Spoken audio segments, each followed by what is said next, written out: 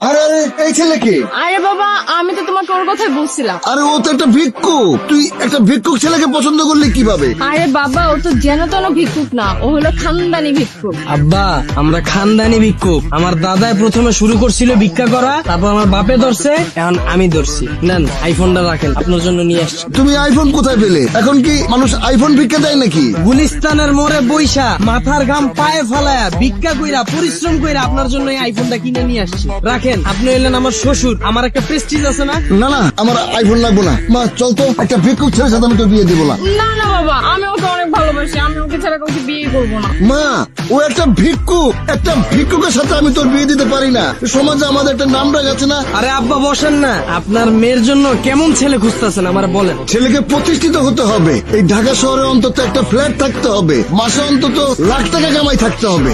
আমার ঢাকায় বাড়ি আছে 2টা, উত্তরায় ফ্ল্যাট আছে 3টা।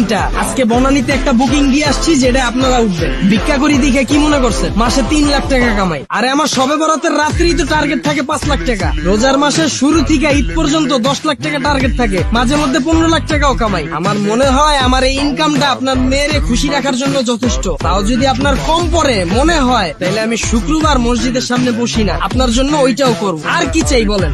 ভিক্ষা করে এত টাকা ইনকাম? আব্বা, এটা আপনি কোনো কথা বললেন? আপনি তো দেখি কোনো খবরই রাখেন না। ভিক্ষার উপর এখন বর্তমানে কোনো ব্যবসা আছে? এটা তো ইনভেস্ট ছাড়া ব্যবসা। এই যে একটা নতুন সেন্ডু গেঞ্জি কিনা বালুর ভিতর 2টা ঘষা দিছি, একটু ছিঁড়া লইছি, আর 120 টাকা দিয়ে একটা বাড়ি কিনছি, বইলেই ব্যবসা। বর্তমানে ব্যবসা করতে গেলে 20 লাখ টাকার নিচে কোনো ব্যবসা করা যায়? তার উপর আছে 1000 রকমের রিস্ক। আর আমার এই ব্যবসায় তো কোনো লস নাই, বইলেই লাভ। বর্তমানের ব্যবসায় 20 লাখ টাকা চালান তো লাগবে, এর উপরে আবার ব্যাংকের লোন। আর বড় ঝামেলা তো বাকি। ব্যবসায় বাকি দিতে দিতে সবার জীবন শেষ। আর আমার এখানে আছে না কোনো বাকি, না আছে কোনো মাল নষ্ট হওয়ার চিন্তা, খালি বইলে ব্যবসা। সবই ঠিক আছে, কিন্তু বাবা কারো কাছে তো আমি বলতে পারবো না, কাউকে তুমি পরিচয় দিতে পারবো না যে আমার মেয়ের জামাই একটা ভিক্ষুক। আব্বা, আমি কি সবসময় এই অবস্থায় থাকি? এটা তো আমার কাজ, এই জন্য এই অবস্থায় থাকি। আমি তো ব্র্যান্ড ছাড়া নর্মাল সময় কোনো কাপড়ই পরি না। আর আপনারে মানুষ যদি জিজ্ঞাসা করে আপনার মেয়ের জামাই কি করে, বলবেন ব্যবসা করি। কে দেখতে যাইতেছে আমি কি ব্যবসা করি? আর সবচেয়ে বড় বিষয় হলো আমরা দুইজন দুইজনরে ভালোবাসি। আর এর উপর সবচেয়ে বড় বিষয় হলো আমার আছে কারি কারি টাকা।